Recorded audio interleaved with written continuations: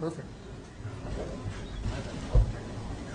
Well, thank you very much, Steve and Cheryl, for that much too generous introduction. If my late mother were here, being my mother, she would believe every word of it.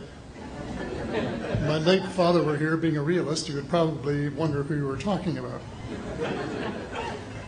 But introductions of that sort remind me of the small boy who fell headfirst into a barrel of molasses.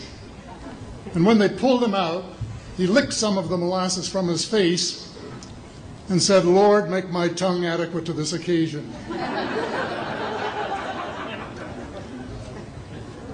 Well, actually, this is not my night for humor, and I'm not a match for either Stephen or George. So I'm not even going to try to be funny. Except my first line, and that's after this wonderful banquet, I think that I have exceeded the feed limit. Bad humor, you better believe it. I wish that I were in a mood for good humor, but I'm not. We are hell-bent in the direction of destroying our planet, and frankly, we appear to be doing very little about it. Decades ago, visitors from other planets warned us about where we were headed and offered to help. But instead, we, or at least some of us, interpreted their visits as a threat and decided to shoot first and ask questions after. The inevitable result was that some of our planes were lost, but how many were due to retaliation and how many were as a result of our own stupidity is a moot point. Wilbert Smith, one of the first Canadians to take an active interest in the subject of UFOs, asked the visitors about the accidental destruction of our aircraft by flying into the vicinity of a flying saucer. The response, and this is Wilbur's words, "We were informed that although a few of our aircraft had come to an unfortunate end by what they considered the colossal stupidity of our pilots, they were now taking corrective measures to avoid our aircraft."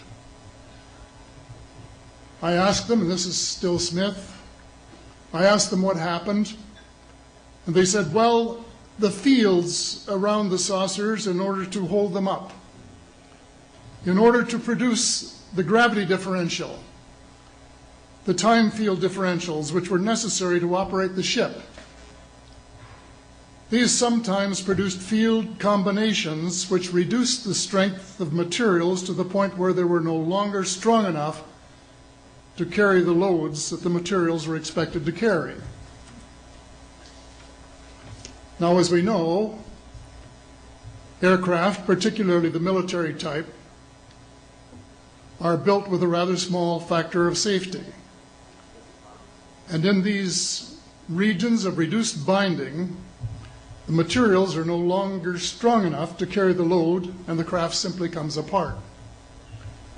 When I read that, I was reminded of the late, great soprano Lily Pons, who used to smash crystal goblets with her high C. She would direct the sound at them, and something in the sound waves would change the structure of the glass, and it would fly apart. Well, this didn't satisfy our military chiefs, who must have thought that it was more important to secure American nuclear superiority, even though using it would result in the annihilation of us all, than to take the hint and start moving the planet back from the brink of global disaster. They, the military, must have been and still are so paranoid that they feel it necessary to use the visitors' technology to fight them off, rather than welcome them as partners in development, though they may have seconded a few renegades to assist them in what can best be viewed as diabolical developments. Stephen has said that talking about UFOs is passé, and that we should be talking or limiting our talk to exopolitics. Well, Stephen, I agree with you in theory, but in reality we have a problem when official U.S. policy insists that UFOs don't exist. The veil of secrecy must be lifted, and it has to be lifted now, before it's too late. It is ironic that the U.S. would begin a devastating war, allegedly in search of weapons of mass destruction, when the most worrisome developments in this field are occurring in your own backyard. It is ironic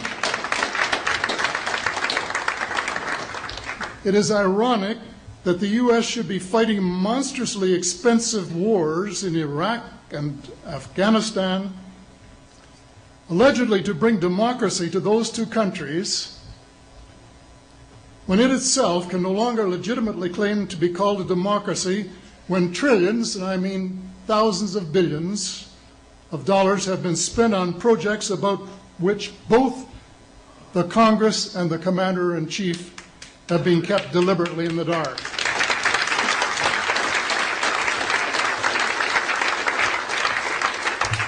How much has been accomplished in 60 years of feverish activity by some of the most educated minds in the United States?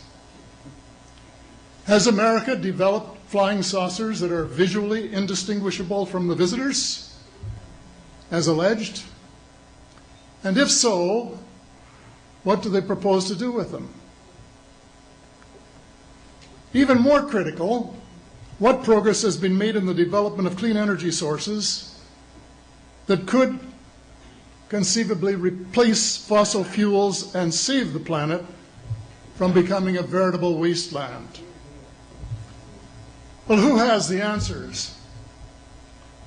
Someone does, but apparently they aren't telling either secretaries of defense or presidents because they don't have, quote, a need to know. In a story told by Dr. Stephen Greer, President Clinton was asked a question by White House reporter Sarah McClendon about why he didn't do something about disclosure. And Clinton replied, "Sarah, there's a government inside the government, and I don't control it." Excuse me, doesn't the Commander-in-Chief and the person who allegedly has their finger on the nuclear trigger have a right to know what his subordinates are doing? The people of the United States who have paid the bills have the right to know. The people of the world demand to know because it is our descendants too whose lives are in mortal danger. It is time for the people of the United States to launch a new war against the evil of lies, deceit, and darkness, and go all out to win the victory of truth and transparency and light. Thank you.